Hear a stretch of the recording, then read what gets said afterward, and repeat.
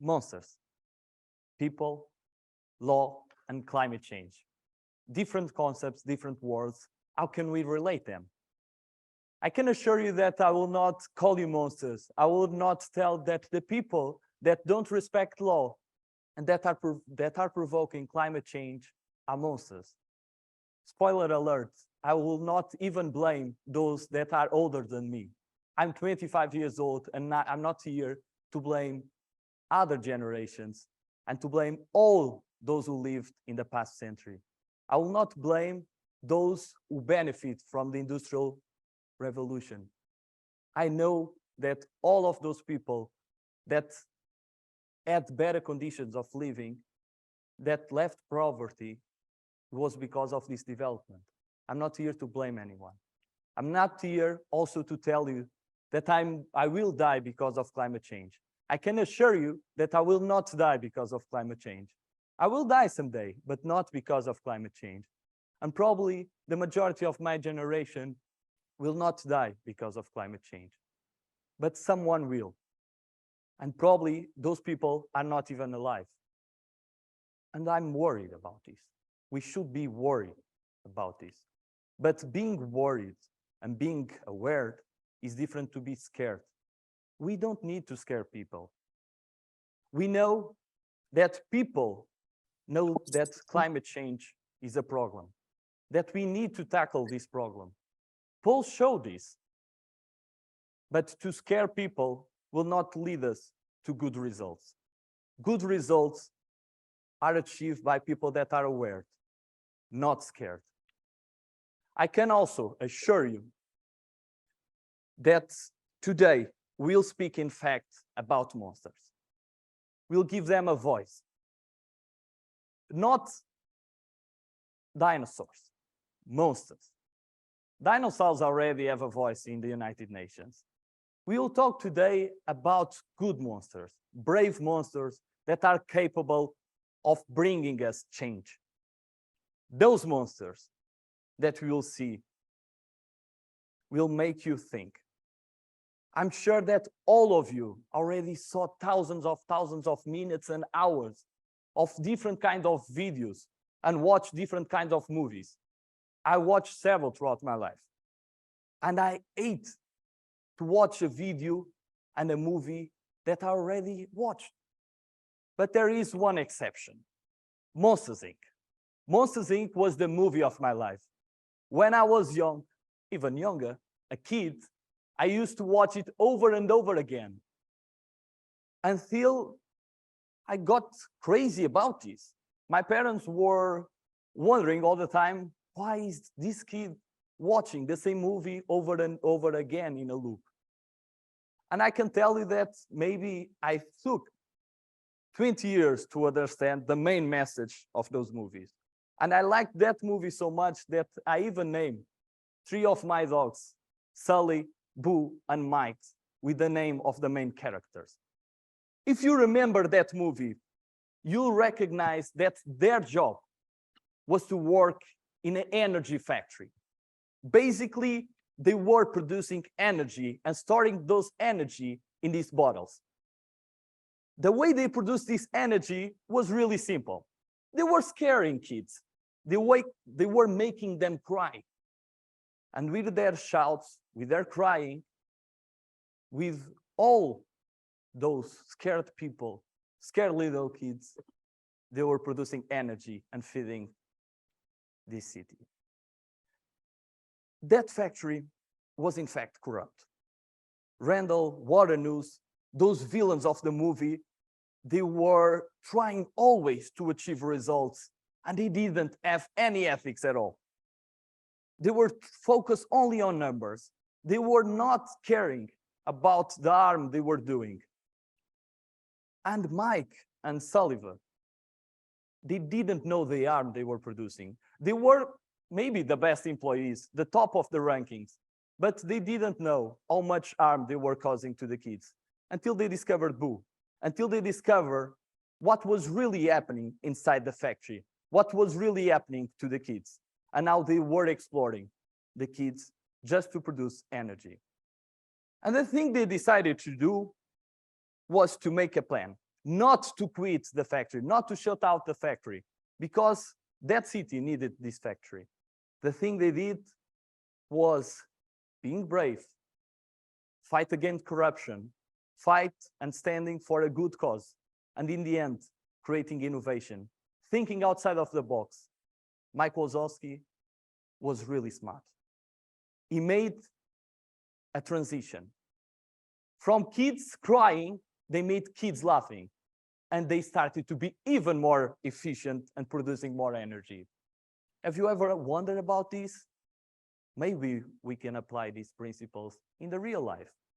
Maybe we are not a Pixar's movie, a kid's movie, but maybe we can do a transition for a bad source of energy, for a sources and resources that are creating a lot of harm, that have a lot of negative externalities, and do a perfect and just and fair transition to renewable energies with a good impact in society. There are a lot of good examples in this movie that I took several times to realize. But I realized that we should not be afraid of monsters, and we should manage all the things that are inside of our heads, all the different ideas and doubts that we have. And it's normal that we are a bit scared of climate change. It's normal that we have our doubts about our future. It's normal to manage all the frustrations we are facing. But we need to realize that this is a complex problem. And for a complex problem, we cannot present only easy solutions. And no kids movie can give you the full answer. My generation is prepared to face this problem. But my generation was not brainwashed. No one forced to believe in climate change. No one threatened us or scared us to death for us to believe in climate change. We didn't start to believe on climate change because it was trendy on social media. We did that because we were educated. It was part of our school curriculum. We reflect about that. We stimulate critical thinking and we analyze facts. And with those facts, we created knowledge. That's why my generation is aware of climate change. All the small moments that we had throughout our childhood and our teenager years made us think about climate change in a different perspective. But my generation does not think that this is only our cause. This is not the cause of young people. This is a cause of a generation. And if we believe that this is a cause of generation, it's because we have to see things in a different perspective. Sorry for a Carl Sagan moment, but let's put everything, the history of the universe since Big Bang, on a year, on a calendar of a year. We would realize that Earth took some time to show up. And we, as humans, as humankind, we only showed up in the last moments of the last day. And even more than that, our lives, our existence as human beings, our path, it's just a blink of an eye in this calendar. It's less than 1 second near the midnight. So we should realize that we are small comparing to the universe and small comparing to humankind. We should realize that we have more victims than us. We are not the biggest victims. As I said in the beginning, the ones who will suffer the most, it's not my generation. It's the ones that are not alive yet. And that should make us think all together that we need to protect the interests of those who are not living yet. Those who are not alive yet have their interests. They want to make their choice. But our present choices are conditioning the choices they will have. We are impacting their future. We are impacting the existence of humankind. And we'll decide if they have possibilities of living with dignity or not. That's why we should think about intergenerational justice. That's why we should balance the interests of present generations and the interests of future generations. But we should always think also in a different perspective. as we know that we are so small comparing the universe, as we know that humankind is just an infant part of the history of the universe, we should think that we should not always be anthropocentric. It is true that we created a lot of things. We invented civilization, we created law, we organized ourselves, and that's marvelous. But we should think in a bigger perspective. We should think that ecocentric perspective should play also an important part. We are part of nature. And for me, a young guy, and before, a kid that grew up in an island in the middle of the Atlantic Ocean, in Azores, I knew that Mother Nature was much more than us. But even those who believe that we are in the top of the pyramid, we should be responsible to protect the ecosystem. And we can learn from the different perspectives that we have in this world. We can learn from people that believe that Pachamama, the Mother Nature, has its own rights. And we should protect it because nature generates life. Ecuador, it's a good example. Their constitution, they express this. And it's important also to see other realities, other perspectives, creating legal personhood for nature, considering nature with rights, recognizing rights, and making someone standing for nature. Trees have a standing. It was what a legal scholar said some decades ago. And we need to realize that the interests of nature are not the same interests as humankind all the times. They don't have ill. Nature does not have ill, but has interest, and someone should carry it, because law is about balancing interests. We should always think that when we make these steps, we need to be clear and precise, because we need to be efficient in the things that we are trying to protect. Something that is supposed to be green should not be gray. We should look to this perspective of protecting nature, but we have to look also for humans, for people, and understanding they are the best way to enforce international law and to make states comply with the agreements they made. Human beings across the world are affected by climate change. There are a lot of human rights violated, harms that are creating in our lives. But more than the right to life, the right to health, the right to privacy, and the rights and equalities, liberties we have, we should think about an autonomous right. We should think that in this system of human rights, we should have a right to environment. The UN General Assembly did that. The majority of the states did this and approved this. But the world of human rights, it's regional. It's regional, and the regional levels of protections have different approach. If you look to Latin America and in America in general, they will recognize this right to environment. In Africa, the same. The first cases are start to showing up.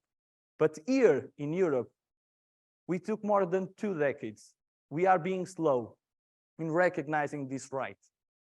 We are too dependent on reflex protection when we should create an autonomous rights and make people claiming in courts and doing climate litigation, showing them a way for them to see those rights recognized and show that states are protecting nature because they are protecting also humankind.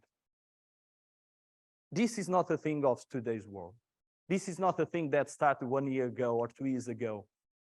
Connecting rights and connecting with international law with the environment showed and appeared some long decades ago.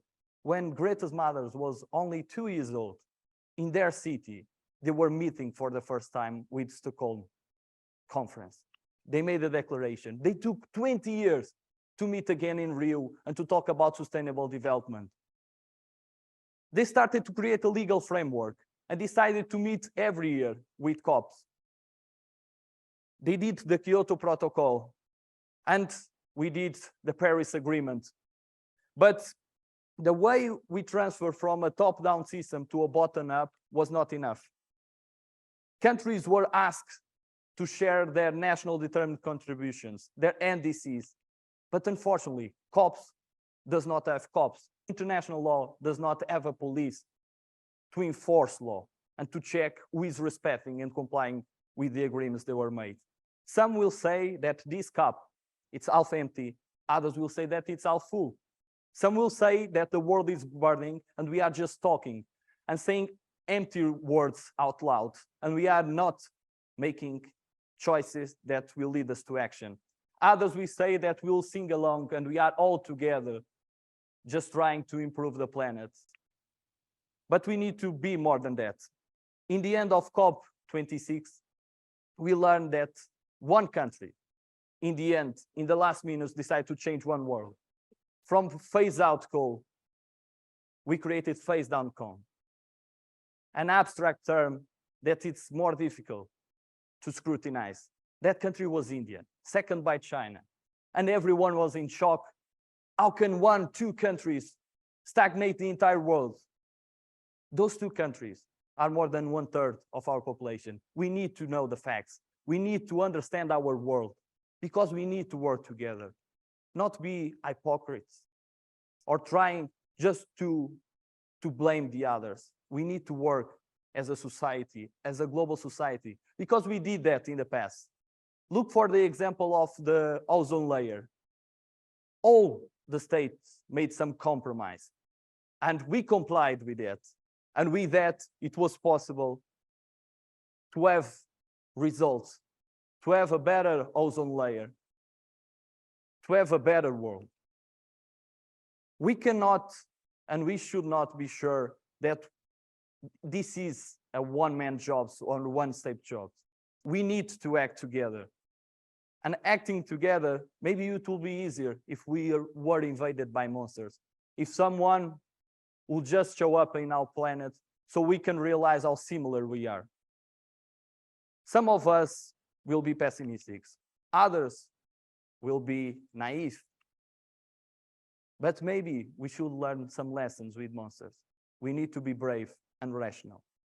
We need to believe that people with law can tackle climate change. Let's change the world, not the planet. Thank you so much.